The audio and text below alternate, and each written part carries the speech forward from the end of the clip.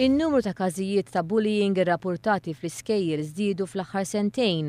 Fil-kulleġġi tal-primarji kollha tal-Istat ġew irrappurtati 214 każ ta' bullying, waqt li fil-kulleġġi sekondarji kollha ġew irrappurtati 187 każ ta' bullying. Fil-fatt il-każijiet irrappurtati fl-iskejjel primarji tal-Istat telgħu minn 104 fis-sena skolastika 2011-2012 għal 110 fis-sena ta' wara.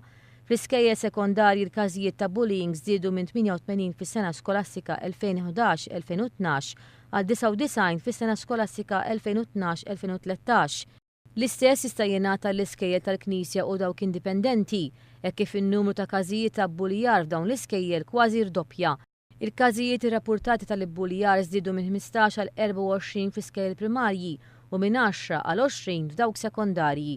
Dawn id-dettalji ingħataw mill-Ministru għall-Edukazzjoni u Xogħol Evarist Bartolo meta kien qed jwieġeb mistoqsija parlamentari tad-deputat Laburista Etienne Grech. Il-Ministru Bartolo spjega li meta jiġi referut każ ta' buljar l-Anti-Bullying Services jagħmel intervent immedjat. Ġeneralment l-ewwel intervent isir mal-klassi biex tittieħed idea aħjar tal-problema. Wara sessjoni fil-klassi jiġi deċiż jekk isirux sessjonijiet individwali mal-vittma jew fi grupp. Skont il-bżonnijiet partikolari tal-każ, il-vittmi jew jiġu mħarġa fil-ħiliet soċjali jew jingħataw għajnuna sabiex jibnu relazzjoni aħjar ma' sħabhom. Bl-istess mod tingħata għajnuna biex titranġa l-inġieba tal-aggressuri. Kien spjegat li spiss isiru laqgħat kemm mal-amministrazzjoni u għalliema tal-iskola kif ukoll ma' professjonisti oħrajn. Jisejħu wkoll case conferences fejn jiġi diskuss kif se tingħata l-aħjar għajnuna lill-istudent.